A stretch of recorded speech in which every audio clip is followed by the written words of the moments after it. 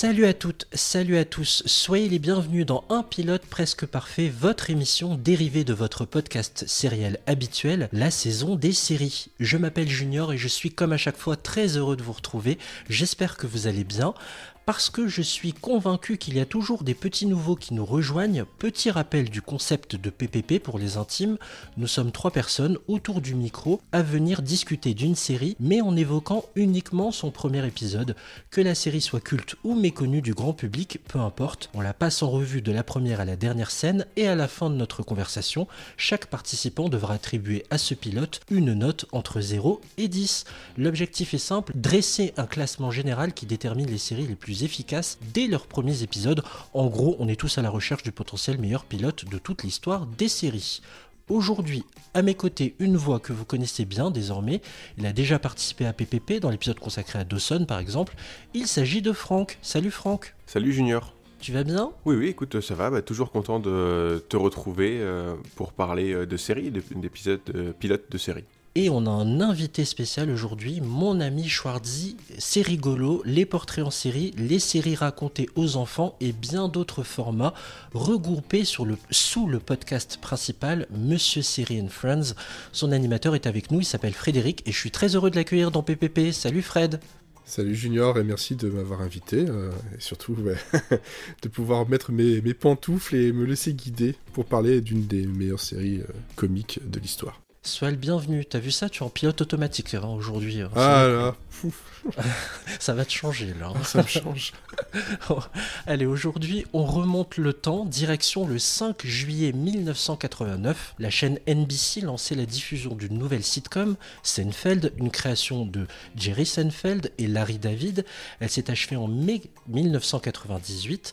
L'intégrale de Seinfeld est actuellement disponible sur Netflix. Pour entendre un peu à quoi ça ressemble, je vous propose un extrait et on en parle juste après. This whole thing, we're all out now. No one is home. Not one person here is home. We're all out. There are people trying to find us. They don't know where we are. Did you read? I can't find him. Where did he go? He didn't tell me where he was going. He must have gone out. You want to go out. You get ready. You pick out the clothes, right? You take the shower, get all ready. Get the cash, get your friends, the car, the spot, the reservation. Then you stand around. What do? You go, we got to be getting back. Once you're out, you want to get back. You want to go to sleep, you want to get up, you want to go out again tomorrow, right? Wherever you are in life, it's my feeling you've got to go. Alors, Frédéric, pour celles et ceux qui n'ont jamais maté cette série, est-ce que tu peux nous faire le pitch de Seinfeld, s'il te plaît ? Alors, le pitch est très simple. Ils n'ont pas menti, c'est une série à propos de rien. Et c'est vrai, c'est une sitcom qui parle donc de Jerry Seinfeld, qui est un célèbre comédien de stand-up, notamment, qui vit à New York. Et la série parle vraiment de la vie, des petits tracas, des petites histoires qu'on peut rencontrer.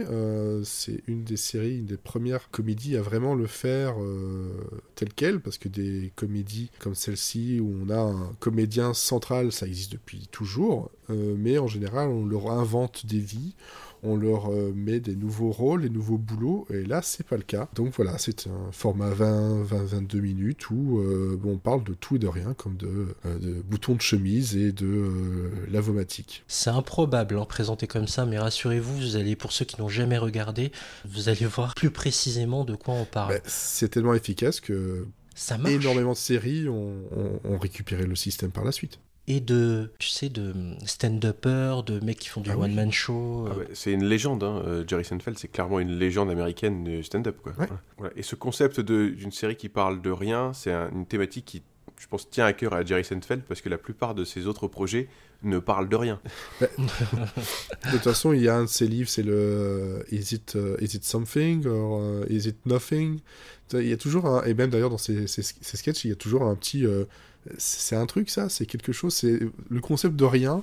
C'est vrai que quand tu dis, Franck, c'est Seinfeld. et qu'il l'étire et qu'il l'étire et qu'il l'étire, et c'est ça sa force en fait. Oui. À sortir de la substance sur a priori pas grand chose, mais on va y revenir sur tout ça. Pour info, Seinfeld, c'est 9 saisons et 179 épisodes. Au casting, Jerry Seinfeld bien sûr, Julia Louis-Dreyfus, Michael Richards et Jason Alexander. Avant d'entrer de plein pied dans le pilote, une question toute simple, messieurs, est-ce que pour vous Seinfeld, c'est une série qui compte un peu, beaucoup, passionnément, à la folie? Dites-moi tout s'il vous plaît, honneur à l'invité. Frédéric. Seinfeld, c'est une série qui compte énormément. C'est un des piliers pour moi de la comédie. C'est ce qui m'a fait découvrir la sitcom un peu plus adulte. Parce que les sitcoms, il en existe beaucoup. J'en regardais beaucoup quand j'étais plus petit. Mais là, c'est vraiment la sitcom adulte. On peut parler de tout. On peut se regarder le nombril aussi beaucoup.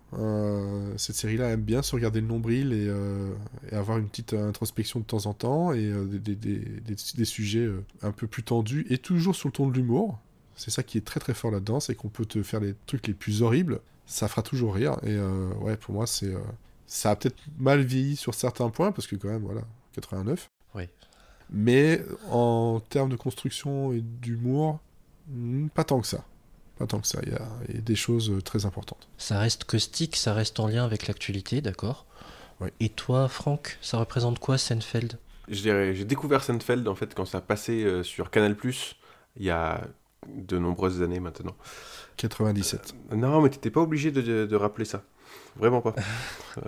C'est parce que c'est là aussi où j'ai découvert réellement, quoi. Ouais. 97, et c'était en clair. Oui, c'était en clair, elle diffusait l'été. On a tous découvert au même endroit. Je pense. En clair, l'été, et c'était dans la case à la fois du midi et du soir. Il y avait des rediffusions de la veille, et c'était un vrai régal. Je ne comprenais pas tout, mais c'était un régal. Enfin, excuse-moi Franck, c'était à ton tour. Non, bah t'as raison, enfin, c'est pareil, en fait, je comprenais pas forcément tout, je comprenais pas toutes les références non plus, je suis pas sûr d'ailleurs de toutes les comprendre encore, mais c'était quelque chose qui m'a vraiment plu dès le début, et après, j'ai essayé, j'ai pas tout suivi sur Canal+, j'ai essayé de suivre un peu plus tard en me procurant les DVD, mais c'était assez compliqué de me procurer les DVD pas trop cher, quoi, et pas à 40 € la saison, donc j'ai pas énormément suivi, mais là je suis content que ça soit arrivé récemment sur Netflix pour pouvoir les regarder. Et du coup, c'est vraiment une série que j'aime bien, en fait. Même s'il se passe rien, les épisodes passent super vite, quoi. Et j'ai rigolé, et pourtant, on a parlé des sujets, mais vraiment banals, mais qui te posent des questions à toi, en fait, et les questions que tu t'es posées, sur, effectivement, le bouton de chemise, on reviendra dessus tout à l'heure. Ça pousse à l'introspection, Seinfeld. Waouh. Ah oui, non, c'est vrai, hein, c'est vrai. Et j'ai plein d'exemples pour ça. Et ceux qui regardent maintenant, qui découvrent la série maintenant sur Netflix, ont la chance de le découvrir en haute définition, avec une image qui est vraiment retravaillée, et c'est impressionnant. Tant qu'on est là-dessus, Fred, je vais te demander, parce que ça a fait parler ça, la bascule du format 4/3 de l'époque, en 16/9, ça a fait enrager pas mal de téléspectateurs. C'est le problème, en fait, il y avait eu sur Hulu, juste avant, et ils avaient, je pense qu'ils avaient fait le changement où on pouvait faire on avait le choix. Ici, Netflix n'a toujours pas changé son fusil d'épaule. En fait, le problème du 16/9 quand ça a été produit en 4/3, c'est que tu as souvent des trucs qui apparaissent à l'écran finalement, qui sont étirés, qui devraient pas. Et ça pose problème. Friends, là, un tout petit peu, mais ça n'a pas vraiment posé tant de soucis que ça. Finalement, il y a beaucoup de personnes qui râlent. Techniquement, moi, pour avoir vu la série, je sais pas combien de fois, ça me dérange pas trop. Et ça a permis parfois d'avoir une meilleure respiration sur certaines scènes. Donc, c'est plus le côté puriste, en fait. Oui, ça a été prévu pour le 4/3, faut le faire pour le 4/3. Je peux comprendre. Après, est-ce que ça gâche la série? Non. Le nom du pilote résume parfaitement ma vie sentimentale actuelle, puisqu'il s'appelle La douche froide. Voilà. Le pilote s'ouvre, comme à chaque début d'épisode de Seinfeld, par Jerry, dans un comédie club, seul sur scène, face à un public. Il est habillé comme mon père dans les années 90, avec une veste grise et des chemises à rayures en dessous.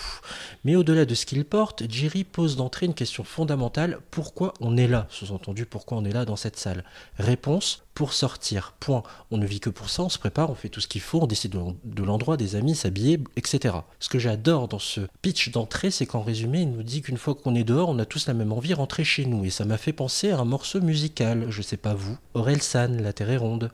Tout à fait. Je sais pas si vous y avez pensé, si vous avez fait cette connexion. Ah non, j'avais pas pensé, mais pourtant, en plus, en ce moment, j'écoute Orelsan suite au documentaire que j'ai regardé récemment. Je ne chanterai pas la chanson, mais pour vous citer les paroles, ça dit les paroles de la chanson d'Orelsan, La Terre est ronde. Je crois que la Terre est ronde pour une seule bonne raison. Après avoir fait le tour du monde, tout ce qu'on veut, c'est être à la maison. Donc ici, Seinfeld y pose 2 idées. Où que l'on soit dans la vie, on veut sortir. Une fois qu'on est dehors, on veut juste rentrer. Nous sommes des chats. Ouais, exactement. Et on comprend que c'est une série qui va parler du quotidien de nos héros, en fait, de leur petit tracas. Et ça ne va parler que de ça. Et j'ai noté, moi, que ça fait penser à des Gad Elmaleh, des Danny Boone. J'ai mieux compris pourquoi leur spectacle que je regardais ado ou jeune adulte me faisait rire, en fait. Parce qu'ils parlent que de ça, du quotidien. Ah bah, Gad Elmaleh, clairement... Ouais, il parle tellement bien de ça, c'est qu'il va chercher les blagues chez Seinfeld directement. Oui, voilà. Donc, Il a été accusé plusieurs fois, du coup, de pomper clairement Seinfeld. Ouais, et pas que lui. Beaucoup copie comique. Et c'est vrai qu'on va pas l'accabler, hein, Gad Elmaleh, c'est vrai qu'ils sont nombreux, hein, d'ailleurs. Allez voir copie comique, justement. Alors, ça vous a inspiré quoi, messieurs, cette intro ? Ça inspire quoi ? Ça inspire que dès le départ, on a, comme tu disais, voilà, le ton est donné. Le ton de l'humour de Seinfeld est donné, pour ceux qui ne le connaissent pas ou le connaissent mal. Il arrive à te faire rire avec rien, quoi. Finalement, c'est rien, c'est une discussion que tu pourrais avoir, sauf qu'il te le raconte d'une telle façon que tu peux te dire c'est drôle parce que c'est vrai. Et c'est un peu la genèse même de la série en, 1 minute 2 minutes. C'est 1 minute. Sur sa manière de présenter, sur le rythme qu'il a, le rythme de parole, le rythme de présenter ses phrases et d'avoir des chutes. Ouais. Et c'est ça qui met en valeur une discussion anodine, quoi. Enfin, clairement, dire en fait, juste on veut aller dehors, quoi. Ouais, surtout qu'à l'époque, en fait, les comédiens de stand-up, en tout cas personnellement, moi je connaissais pas. Je connaissais les sketchs, voilà, les comiques qui font des sketchs, mais quelqu'un qui reste debout avec un micro juste pour parler de tout et de rien, c'était nouveau. Et bon, maintenant, on en a énormément. C'est fou en 1 minute que tu peux concentrer ton idée, quoi, à ce point-là. Si j'ai bien compris, c'est qu'il pitch sa propre série dès la première minute. Je trouve ça fascinant, en fait. Ouais, c'est ça. Et c'est vraiment, je vais devoir vérifier, on est à 1 minute 5 secondes, quoi, de scène. C'est rien du tout. Et encore. C'est extrêmement méta, en fait, Seinfeld. Hein. Ouais. Il fait des trucs sur sa propre série, sur sa vie. Il fait du méta dans le méta. Et ce qui est fou, c'est aussi ce départ de série. Je suis pas spécialiste des séries comme vous pouvez l'être, mais je pense que c'est une des premières fois où tu vois un début de série avec un comédien de stand-up, quoi. Ouais, mais c'est ce que je disais, c'est que c'est une série qui a après donné l'élan pour pas mal d'autres comédiens et d'autres séries, parce que des séries avec des comédiens en star, il y en a eu plein depuis les années 50, mais comme ça, aussi mis en avant, c'est une première. C'est en tout cas une des premières les plus célèbres. On va faire comme dans les sitcoms AB Productions des 90s, on prend la direction de la cafette, en tout cas d'une cafétéria, où Jerry et George ont leurs habitudes. Je croyais qu'on allait avoir des rires enregistrés. Ça t'es bien, c'est facile à trouver ça. Juste un petit truc pour suivre ton lancement. Là, sur Netflix, c'est écrit Seinfeld, mais il existe 2 versions, en fait, où c'est écrit Seinfeld, et l'autre version, c'est The Seinfeld Chronicles, qui est en fait le titre original du pilote. Ah, merci Voilà. de le préciser. C'est quand même plus sympa que la douche froide. Non, mais ça, c'est le nom de la série. Alors, elle s'appelait The Seinfeld Chronicles. C'était un truc, c'était le titre générique du pilote, mais c'était pas Good News, Bad News, comme ça peut être au départ. Et donc la cafette, c'est surtout un diner américain. Et là, on est directement plongé dans une discussion entre George, son meilleur ami, George Costanza, qui est joué donc par Jason Alexander, et donc Seinfeld qui est en face en train de boire un café, de manger un petit bout et de discuter de cette fille, Laura, qu'il doit héberger. Et surtout, un truc qui gêne Seinfeld, c'est que les boutons de chemise de George ne sont pas corrects. Il y a une discussion sur les boutons de chemise qui ne sont pas corrects. Et là, on est vraiment sur la lancée ça parle de rien. Et c'est la façon dont c'est raconté, très new-yorkais, très rapide, très vite en train de s'exciter, s'énerver. Seinfeld est très calme. George, lui, c'est une pile. C'est clair. Voilà. Le yin et le yang. Ah oui, clairement. George, on ne le sait pas encore, mais comme ça je le dis directement, c'est un agent immobilier. Mais au départ, ça devait être un collègue de stand-up de Jerry. Ils ont peut-être bien fait de ne pas le faire, hein. Je sais pas, c'est à vous de voir. Et donc ces discussions-là partent justement sur la chemise, elles restent sur la chemise jusqu'au moment où il y a la serveuse, donc Claire, qui arrive pour leur servir les cafés. Et là, on a une autre discussion très vite qui part, c'est vraiment le côté stand-up, ça doit aller très très vite, sur le fait que... elle doit servir des cafés, lui demande du déca. Georges demande du déca et dit ouais, mais elle est où la petite pastille orange qui vous dit que c'est du déca? Je pense que je sais laquelle. Voilà, à gauche c'est ça et à droite c'est l'autre. Et puis surtout, j'aurais aucune envie de donner du café à Georges maintenant tout de suite. Il est déjà trop énervé. Ce qui est génial, c'est que la serveuse le répète, hein, ça. À gauche, décaféiné. À droite, café classique. À gauche, décaféiné. À droite, c'est café classique. C'est dur hein, de retenir tout ça, hein, en gros. C'est ça, c'est vraiment c'est dur. On finit sur la scène où ils partent et ils se rendent compte que finalement elle s'est peut-être trompée ou fait exprès de donner du café, ou en tout cas elle laisse le doute dans la tête de Georges, qui lui était quelqu'un de névrosé au possible. Et donc encore une fois là on a une scène qui dure pas plus de 3 minutes, où on a le personnage qui est présenté, c'est un petit gars névrosé, les deux parlent de tout et de rien, on est dans le café, c'est le côté très iconique des séries et des sitcoms. On a Claire qui malheureusement, spoiler, ça devait être un rôle récurrent, ça ne le sera pas. Elle a sauté. Le rôle saute parce qu'en fait elle était censée être là pour donner des petits conseils en tant que femme, parce qu'il y a aussi ça aussi, le petit message blessant de Georges qui dit ça, parce qu'il parlait justement de Laura, est-ce qu'elle envoie des signaux, est-ce que Jerry doit faire quelque chose, et il lui dit toi Claire t'es une femme n'est-ce pas? Ça c'est le genre de phrase qui fait mouche et qui dans la vitesse où c'est donné est juste parfaite, voilà. Oui, ça a été tellement repris ça. Oui, c'est tellement repris, mais ça fait mouche et ça correspond au personnage, et la caractérisation de personnages aussi rapide, c'est déjà un très bon point pour le pilote. Well, nothing happened, but it was great. Well, nothing happened, but it was... Well, this is great! Yeah. So, she called and said she wants to go out with you tomorrow night? God bless! Devil you! Yeah, well, not exactly. I mean, she said, she called this morning and said she had to come in for a seminar, and maybe we get together. So, Had to? Yeah. Had to come in? Yeah, but... Had to come in? Yeah, and but... maybe we'll get together? Had to and maybe? Yeah. No, I hate to tell you this. You're not going to see this woman. What? Are you serious? Why did she call? What do I know? Maybe she wanted to be polite. To be polite? You are insane. All right. I didn't want to tell you this. You want to know why she called? Yes. You're a backup. You're a second line, a just in case, a B plan, a contingency. Oh, I get it. This is about the button. Et c'est accentué d'ailleurs par l'agitation de Georges quand Seinfeld lui parle du fait qu'il y a une nana qui va débarquer chez lui. Hein, et moi, il y a un passage où j'étais mort de rire. Le talent comique de Jason Alexander, mais j'ai tellement ri. She had to come in, maybe she had to come in. Et en gros, elle va peut-être venir, peut-être qu'elle va venir. Ouais, il joue sur le verbe. She had to. Vraiment, mais c'est côté vraiment très, très, très névrosé, très, très excité et très sûr de lui, qui en fait n'existe que dans ce pilote. Franchement, c'est assez fou. J'ai beaucoup ri sur les répétitions de Georges. Il est toujours investi dans ce qu'il dit. Ah, il est à fond. On a l'impression que, pour lui, la personne d'en face doit vraiment intégrer son message, quoi. Mais il le fait avec bienveillance. Hein. Il veut juste qu'on perçoive les choses comme lui, en fait. Georges, il est assez fascinant. Et là, Jerry demande à Georges de l'accompagner pour récupérer ses vêtements en lavomatique, qui doivent être secs.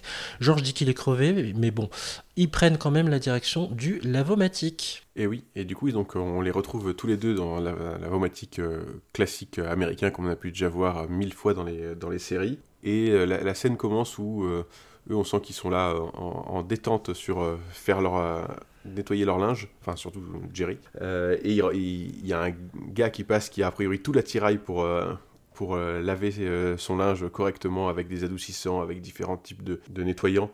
Et ça a l'air de fasciner Jerry qu'il y ait un gars qui puisse être aussi ordonné. Et la discussion revient sur Laura et sur les signaux que doit percevoir Jerry. Ça énerve Jerry d'ailleurs parce qu'il pensait que c'était fini cette discussion. Voilà. Voilà, et en fait, pendant toute la scène, il y a du coup après George qui s'ennuie terriblement, qui a pas du tout envie d'être là, qui utilise de stratagèmes pour essayer de partir le plus vite du lavomatique, parce qu'il dit clairement que c'est une des moments les plus ennuyants de sa vie, parce qu'il regarde le linge tourner, il en a clairement rien à faire d'être là. Et après, donc, ils discutent sur comprendre les signaux. Voilà. Ouais. Jerry fait une référence à on peut pas être. Alors, du coup, je l'ai marqué en anglais parce que je l'ai écouté en VO, donc de overdry, donc on peut pas être au-delà de mouillé ou surséché, quoi. En fait, il dit ça, oui, tu crois pas que c'est terminé la machine? En fait, Jason lui demande ça. Il dit, t'as pas peur que ça va sursécher tes trucs? Et on peut pas. Et il lui dit, on peut pas sursécher, Ouais. comme on peut pas surmouiller. Voilà, c'est ça. Et comme par exemple, on peut pas surmourir. Voilà. Quand t'es mort si je te tire dessus, T'es mort. t'es pas remort après. T'es juste. Voilà. Tu peux pas être surmort. Voilà. Tu peux pas être surmort, tu peux pas surmourir. C'est génial comme phrase. Mais oui, improbable. Et ce chacal de George, d'ailleurs, t'as vu le petit geste qu'il fait en conclusion de la scène? Il ouvre discrètement la porte, puisque Jerry dit en fait il faut laisser la machine faire, elle gère le programme toute seule. Et il s'approche subtilement de la porte pour l'ouvrir discrètement sans que Jerry regarde. Il dit regarde, c'est fini. On peut partir. Salaud. Mais quel enfoiré. C'est un des débuts pour montrer le caractère de George. Il n'est pas forcément quelqu'un des plus Pour recommandables. montrer même la dynamique en fait, des dialogues et de la série, c'est très puissant. Et l'amitié et la complicité entre Jerry et George aussi, surtout. Ah oui. Ce qui les lie, en fait. Ce qui fait comment ils arrivent à se compléter l'un et l'autre, en fait. On arrive au 4e chapitre que j'ai baptisé la boîte de nuit des vêtements et des taches de sang. Là, on apprend que la laverie, c'est une boîte de nuit des vêtements. Il fait noir, il y a des bulles et les habits dansent à l'intérieur, c'est cool. Bref, Jerry multiplie les vannes. Mais moi, ce qui m'a marqué, justement, c'est le changement de plan. Parce que pendant que Jerry faisait ses blagues, à un moment donné, nous, spectateurs, on était placés derrière Seinfeld. Ouais. Et on voit le public qui assiste au spectacle en train de rire, en train de boire et aussi et surtout en train de fumer pour certains. Alors ça se voit que c'est vraiment un marqueur temporel, quoi. La loi E20 n'était pas encore passée par les États-Unis. Hein. Bon, je vous épargne les vannes sur la tentative d'évasion orchestrée par les vêtements de Jerry. Il enchaîne ensuite avec des détergents donc contre les taches de sang qu'il a vu à la télé et il dit en gros c'est quoi cette pub? C'est violent, la lessive. C'est peut-être le dernier de nos soucis quand on a une tache de sang, non? Il vaudrait mieux retirer le harpon qu'on a dans la poitrine, je pense. Mais ça c'est génial. Elle est géniale cette vanne. Elle est tellement géniale cette vanne que il l'utilise dans son stand-up réellement et c'est le genre de dans son espèce de pas autobiographie mais dans ses mémoires, enfin ses pensées qu'il a écrit il y a déjà maintenant pas mal d'années que j'ai lu. Ces genres de phrases là sont dedans, telles quelles. Ce stand-up, j'ai noté que je trouve qu'il sert à planter dans la graine du spectateur que, en fait, Jerry, sur scène, il est dans son élément, quoi. Dans ce comédie club. Il domine son sujet, et pour moi, je vais peut-être chercher loin dans la réflexion, mais la caméra derrière lui illustre ça, quoi. C'est ce que j'ai retenu pour le coup. Ouais, c'est pas faux. C'est le montrer que, en dehors de ça, il est peut-être quelqu'un de pas très sûr de lui, ou toujours un peu hésitant, alors que quand il est sur scène, il est devant tout le monde comme si de rien n'était, alors qu'il n'arrive pas à voir les signaux. Have you ever seen the big trucks out on the street? Yeah, no problem. Boy, the Mets blow it tonight, huh? Oh, what are you doing, Kessler? It's a tape. I taped the game. It's 1 o'clock in the morning. I avoided human contact all night to watch this. Hey, I'm sorry. I thought you knew. You got any meat? Meat? I don't know. Go hunt. Scène suivante. Laisse-moi kiffer mon match de baseball tranquille, bordel de merde. C'est comme ça que je l'ai baptisé. Ah ouais. Ouais, enfin, Jerry n'est pas aussi véhément. Il est plutôt désespéré. Donc c'est une scène où on retrouve Jerry qui rentre après justement sans doute son spectacle. Il est en affaire un t-shirt, un pantalon de jogging, vraiment le truc le plus basique possible pour être vraiment tranquille, manger des céréales devant l'enregistrement du match. Et c'est là où en fait on découvre pour la première fois son appartement, qu'on va voir beaucoup, et qu'on découvre aussi que même chez lui, il est jamais tranquille. Et chez lui, sa porte est toujours ouverte, même s'il avait décidé que ce serait pas le cas. On découvre un autre personnage, il s'appelle ici Kessler, mais c'est le voisin qui après s'appellera de toute façon Kramer. Mais j'ai pas compris ça. Pourquoi Seinfeld l'appelle Kessler au lieu de Kramer, justement? On se posait la question avec Franck juste avant l'enregistrement.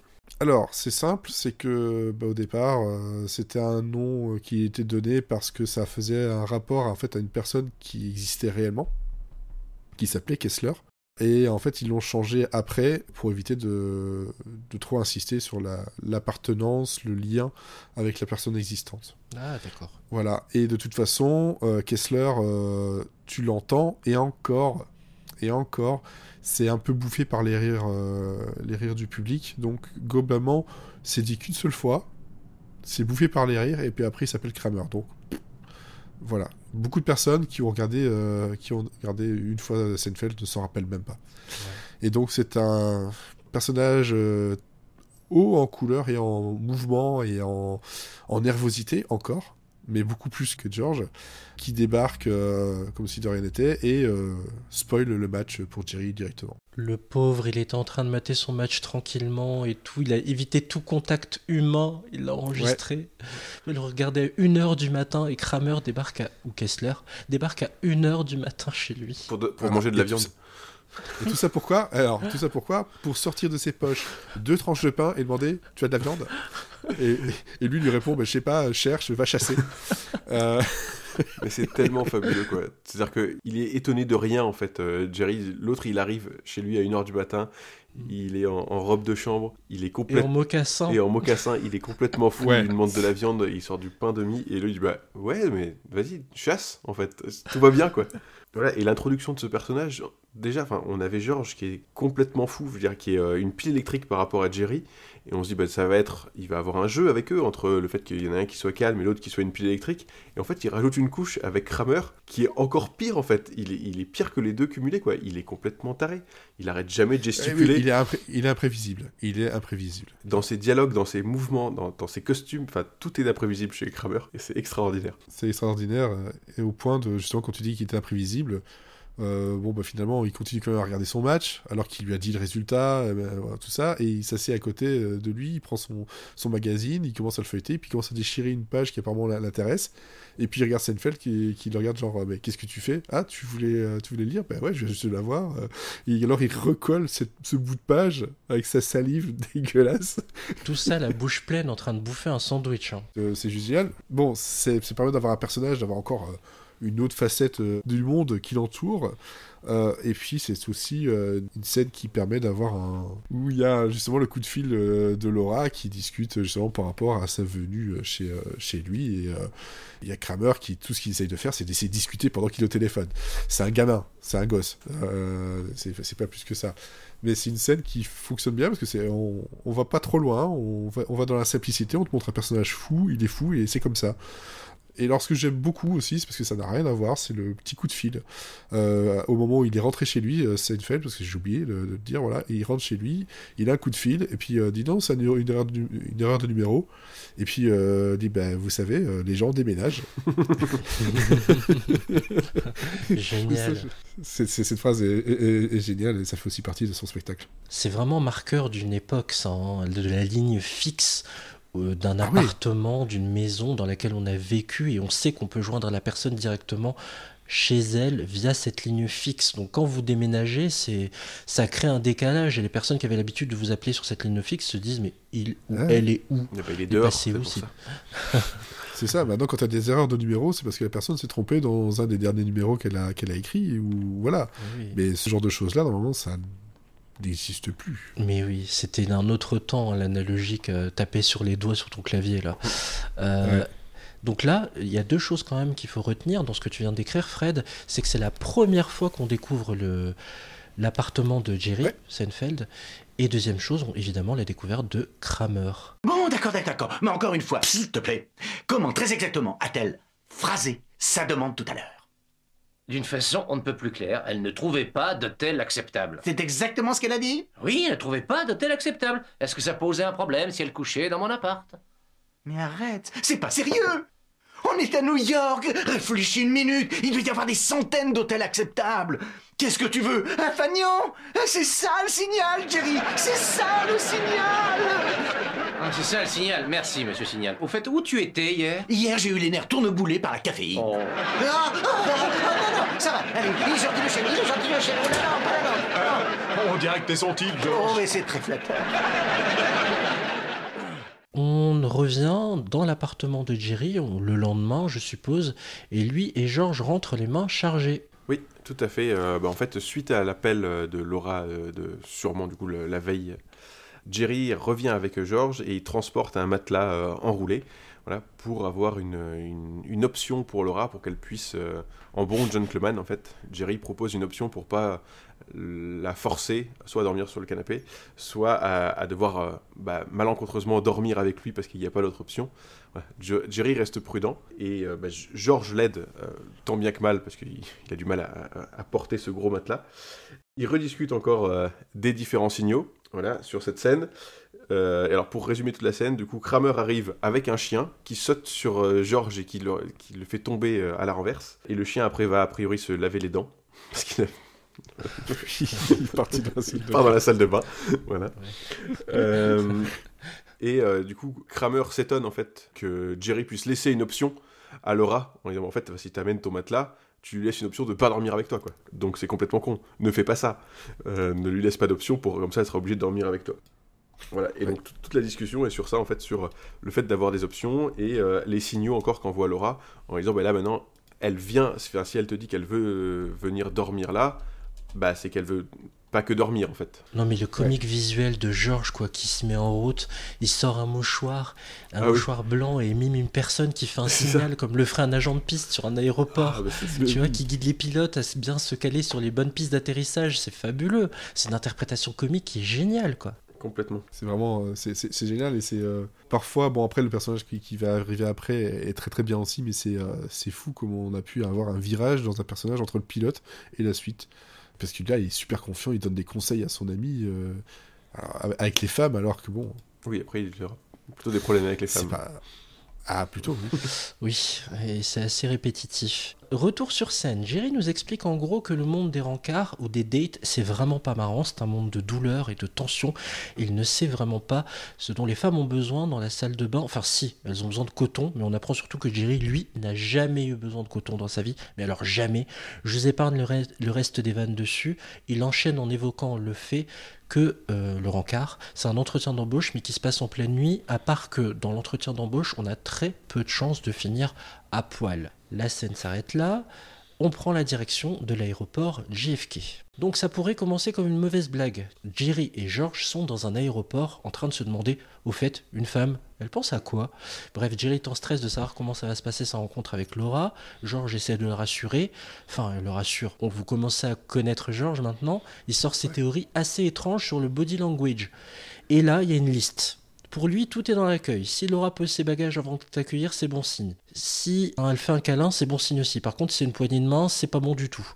Et pendant ce temps-là, en arrière-plan, on a Laura qui arrive, elle pose ses bagages au sol et cache les yeux de Jerry en jouant au devine qui c'est. Donc, ils se serrent les mains étrangement, Jerry et Laura d'ailleurs. Et le pauvre Seinfeld interroge George du regard qui lui répond discrètement « Mais je sais pas ce que ça veut dire, moi !» Bref, j'adore tellement George qui est le conseiller, qui n'a même pas forcément, lui, connu toutes les expériences de vie avant d'en arriver à émettre toutes ces théories. C'est fabuleux comme ça. La fin de la scène avec George qui dit mais ça c'était pas dans le manuel. Juste, enfin, c'est extraordinaire quoi. La fin de juste ça, il dit bah en fait non c'était pas dans mon manuel ça, désolé quoi. C'est surtout que c'est pas dans son manuel, mais il était jusqu'à étudier à combien de temps ça reste la main serrée, comment, etc. Mais ça par contre ça l'est pas. C'est n'importe quoi.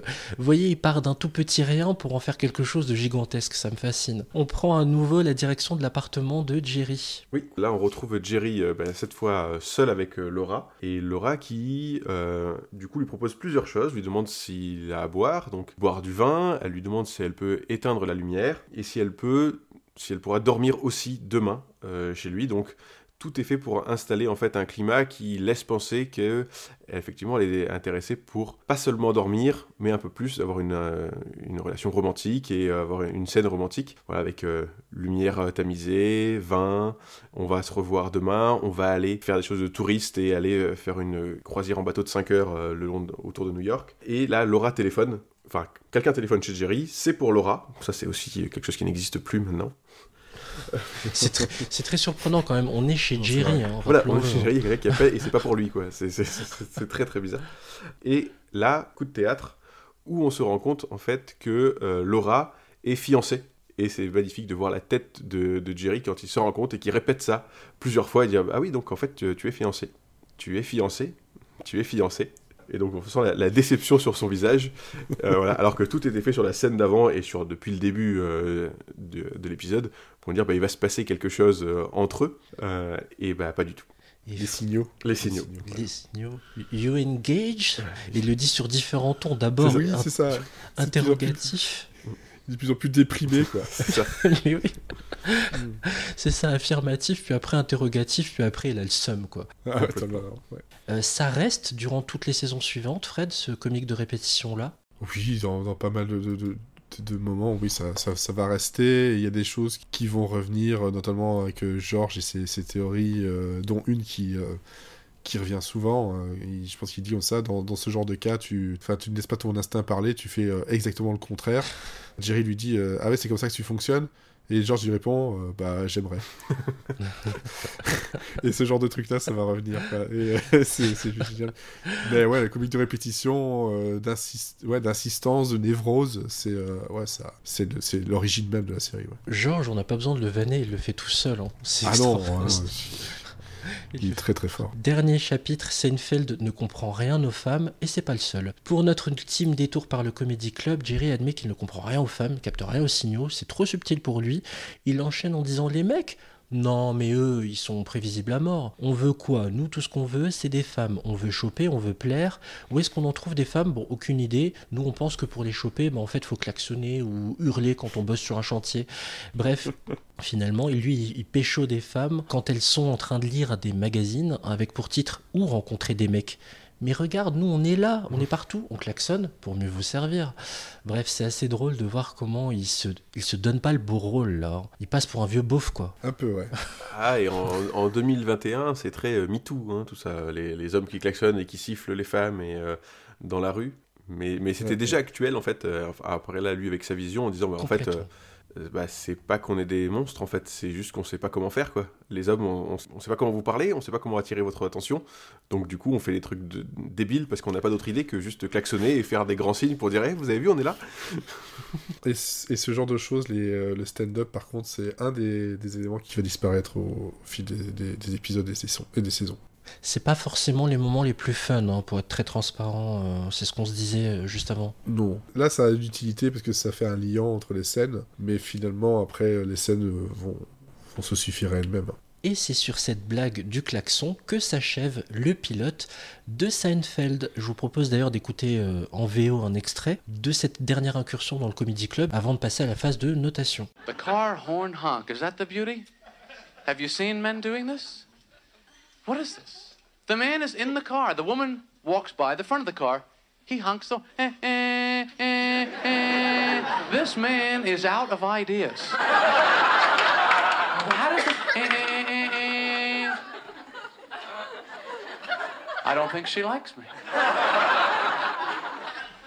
The amazing thing is that we still get women, don't we? Men are with women.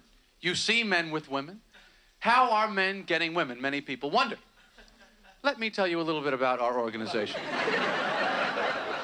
Wherever women are, we have a man working on the situation right now. Now, he may not be our best man. Okay, we have a lot of areas to cover, but someone from our staff is on the scene. Là, Fred, j'ai quelques questions pour toi, très vite s'il te plaît. Avant de passer à la phase de notation, il y a des points sur lesquels j'aimerais revenir. Peut-être que tu as des réponses à mes interrogations. Oui. Il n'y a pas Hélène dans ce pilote, la géniale Julia Louis-Dreyfus. Pourquoi ? Non, parce que le personnage n'avait pas encore été écrit. Il n'a été écrit qu'après. Et d'ailleurs, Julia Louis-Dreyfus n'a appris en fait que l'existence de cet épisode-là qu'au moment de la sortie des DVD en 2004. Waouh, ok. Ah d'accord, donc le premier épisode où elle était, elle pensait que c'était le pilote. Ouais. Énorme. Elle a toujours cru que c'était ça. D'ailleurs, dans ce pilote-là, ici sur Netflix en tout cas, on a le générique de Jonathan Wolff, qui n'était en fait pas le générique du pilote. Alors en français et en VO, c'est pas le même générique sur Netflix. Oui, exact. Ouais. Du coup, j'ai écouté les deux et à la fin de la version française, j'ai dit mais c'est pas et puis c'est pas le générique de Seinfeld quoi. Enfin pas celui que je connais. Le générique de Seinfeld qu'on connaît, c'est le truc un peu façon basse au piano, classique. Ça, c'est celui de Jonathan Wolff qui est là à partir du deuxième épisode et jusqu'à la fin. Par contre, il y a un autre générique qui était là juste pour Seinfeld Chronicles et qui ne sera plus utilisé du tout. J'ai oublié d'ailleurs de dire que ce générique, en fait, dans le tout premier one-man show au début du pilote, il sert de lit musical et vous l'entendrez à nouveau en générique de fin aussi. Et vous l'entendrez à la fin de cet épisode qu'on est en train de faire d'ailleurs de PPP. Je rappelle, Julia Louis-Dreyfus, c'est VIP, la vice-présidente des États-Unis, c'est Old Christine et plus récemment, pour la jeune génération, pardon Fred, mais il faut parler aussi à la jeune génération, elle joue Valentina dans Falcon et le Soldat d'hiver et elle sera incluse dans le Marvel Universe. Voilà. En même temps, VIP, c'est pas non plus pour les vieux, hein. C'était terminé il y a pas très longtemps. Ouais, hein. mais je pense que c'est plus confidentiel que le MCU, quoi. Par contre, quand elle est arrivée dans le MCU, les gens se disent on sait pas qui est ce personnage ou qui est cette actrice. Alors que moi j'étais juste à fond, je dis la plus grande. Je dis ah putain elle est là, elle revient. Enfin voilà quoi, j'étais trop content de la voir quoi. Oui, c'est juste l'une des plus grandes actrices, t'allais dire, en effet, multi-récompensée aux Emmy et aux Golden Globes. Oui, une autre question, Fred, tant que tu es là, j'en profite. Est-ce que tu veux bien, rapidement toujours, évoquer tes épisodes préférés ? Tu as évoqué tout à l'heure l'épisode sur le resto chinois. Et puis, il y a aussi un grand classique, peut-être parce que c'est pas celui-là dont tu me parleras, mais le fameux épisode sur la masturbation avec une grosse particularité. Alors, évidemment, c'est celui qui revient très souvent. Et désolé si je fais un petit peu de pub, j'avais fait assez rigolo dessus où je fais ma liste des épisodes préférés. Ah non, tu peux. Voilà, j'ai parlé de Seinfeld globalement. Et ma liste, il y avait donc l'épisode justement, du restaurant chinois qui est un long plan séquence génial. Mais c'est vrai que l'épisode de la masturbation, c'est qu'ils ont réussi à faire un épisode dessus sans jamais un seul moment utiliser le mot ou quoi que ce soit. Tout était en sous-entendu parce que c'est NBC, heure de grande écoute, ça pouvait pas passer. Et c'est juste un épisode drôle et tellement bien joué. Et puis là, on a une dynamique du quatuor avec Helen, George, Kramer et Jerry qui est absolument à pleurer de rire et qui le sera souvent par la suite de toute façon. C'est pas forcément l'épisode, enfin c'est un épisode que j'aime beaucoup, mais c'est pas forcément le meilleur selon moi. Moi j'ai toujours des petits moments comme ça bien que je préfère, mais on a Festivus, l'épisode de Noël où le père de George se bat contre Noël parce qu'il dit que c'est un truc pour les capitalistes et lui il a créé sa fête qui est un anti-Noël, ça s'appelle Festivus. Et il a un grand bâton. Et c'est joué par le père de Ben Stiller, c'est Jerry Stiller. D'accord. Ah oui, en plus, quoi. Saison 4, quelque chose comme ça. On passe à la phase de notation. Dans ce pilote presque parfait, après tout ce qu'on a dit sur ce pilote, je vous écoute pour votre note et la justification de celle-ci avec une appréciation globale de ce pilote. Je rappelle l'échelle de notation, 10 parfait, 9 exceptionnel, 8 très bon, 7 bon, 6 satisfaisant, 5 moyen, 4 insuffisants, 3 mauvais, 2 très mauvais, 1 exécrable, 0 inadmissible. Je l'ai piqué au quotidien l'équipe, j'ai rien inventé. Petit rappel du classement général. En dernière position, 6 Feet Under, Dawson 6,21, Smallville 6,42, Atypical est deuxième avec 7,57 et en tête Fleabag 7,71. C'est pour le fun, pour tous les haters qui disent on compare des dramas et des comédies, c'est pour le fun. On se détend. Honneur à l'invité. Frédéric, attention à la note que tu attribues. Tu as un coefficient 3. Quelle note donnes-tu à ce pilote de Seinfeld ? Je lui donnerais un 9,5. Waouh. C'est l'une des meilleures notes qu'on ait jamais attribuées dans ce podcast. Pourquoi 9,5 ? Parce qu'il n'y a pas Hélène. Oh non, on va avoir des problèmes. En plus, il n'y a pas de fille dans ce podcast. J'y suis non, pour rien. Mais non, justement. Aucune fille s'est positionnée. Je lui enlève des points parce qu'il n'y a pas Hélène. Ah, d'accord. Sinon, t'aurais mis 10.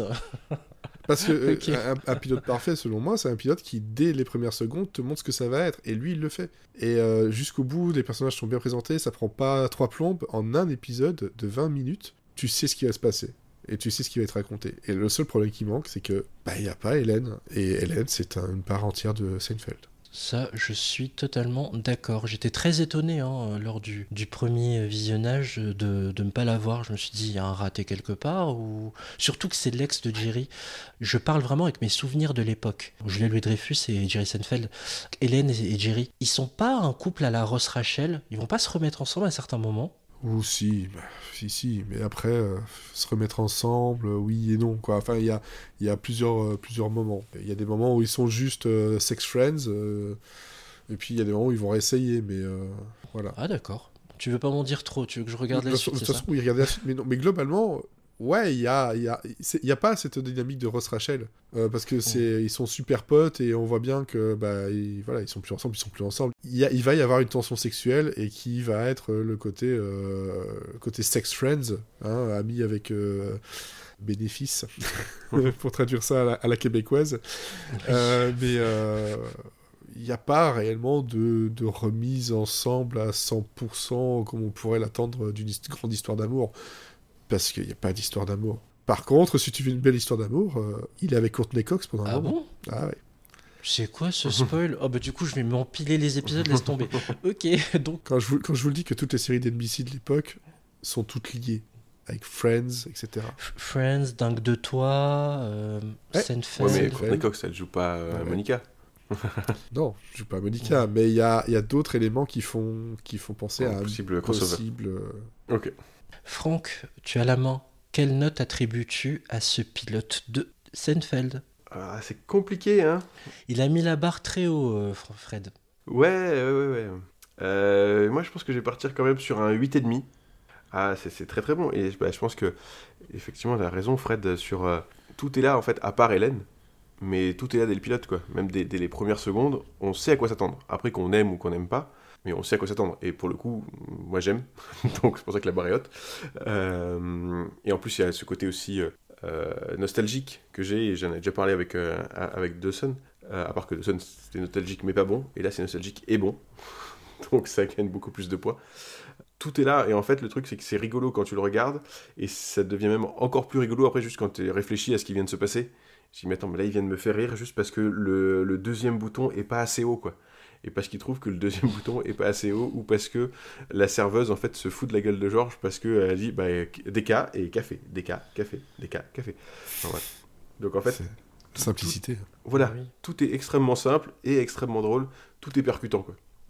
Et ça t'amène aussi à des endroits où tu n'y attends pas, effectivement, à avoir des réflexions, tu peux faire des introspections et te dire, en fait, ouais, il y a des questionnements que tu te poses, et finalement il fait pareil, et lui il en rigole, quoi. Enfin, tu vois, les chaussettes qui se barrent, machin, il en fait une histoire, quoi. Et tout le monde a des chaussettes, tout le monde a déjà perdu une chaussette dans sa machine à laver. Mais tellement.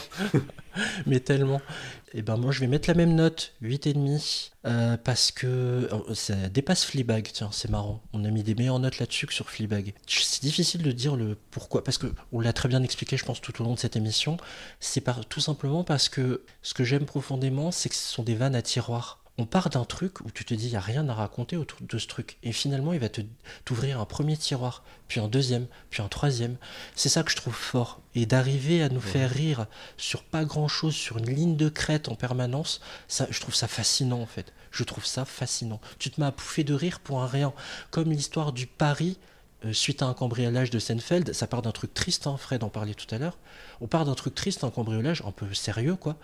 Et puis ça se transforme en pari du genre, donc entre George et Jerry, sur un magnifique appartement à acquérir, sauf que Jerry a gagné le pari, mais George a le seum, et du coup Jerry il culpabilise, il dit non, vas-y, c'est à toi de récupérer l'appartement. Et ça monte en mayonnaise comme ça, enfin c'est génial, quoi. Un rien amène un immense, comment dire, délire dans lequel on part, que ce soit entre les deux ou entre les quatre.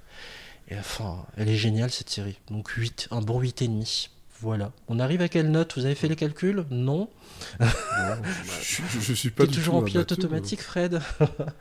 Ah, totalement. 8,92. Seinfeld passe devant Fleabag.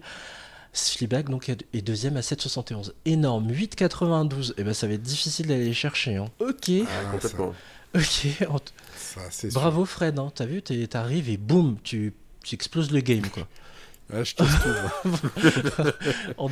Je casse la durée du podcast, je casse les scores. Bah oui, on a fait long là. Bon, c'est pas bien grave, en tout cas, sincèrement, c'était un vrai kiff. Pour rappel, Seinfeld est disponible en DVD. Visiblement, ça n'a pas encore été édité en Blu-ray. J'ai cherché, j'ai pas trouvé. Hein. Non, la seule version haute qualité, c'est sur Netflix pour nous, Hulu. Aux États-Unis, c'est tout. Hulu, c'est donc une plateforme aux États-Unis. Hein. C'est comme Netflix ou Amazon, mais aux États-Unis. En tout cas, vraiment, c'est un plaisir de te recevoir. Merci beaucoup, Frédéric, que vous pouvez retrouver donc dans le podcast Monsieur Série et tous les autres podcasts dérivés. Merci beaucoup, Fred. Merci. Merci à toi pour l'invitation. C'était cool aussi de reparler de Seinfeld. Encore. Toujours. Et un grand merci aussi à Franck qui m'a accompagné encore une nouvelle fois. Mais bah, écoute, merci à toi et c'est toujours un plaisir de parler de série. Et là, de Seinfeld, c'était vraiment royal. Ouais. Un pilote presque parfait, c'est fini. Vous pouvez retrouver cet épisode de PPP sur vos applis streaming préférés, sur Apple Podcast, iTunes ou Podcast Addict. N'hésitez pas à nous mettre un commentaire et 5 étoiles pour nous aider à faire connaître ce podcast. Un grand merci à vous d'être de plus en plus nombreux à nous suivre. Merci pour tous vos retours, pour tous les retours sympas qu'on a sur les réseaux. Ça nous fait hyper plaisir. Continuez à le faire sur Twitter, @piloteparfait, ou sur Insta, la saison des séries. Merci à vous d'avoir suivi cette émission jusqu'au bout. Je vous souhaite plein de bons épisodes et je vous dis à très bientôt. Ciao.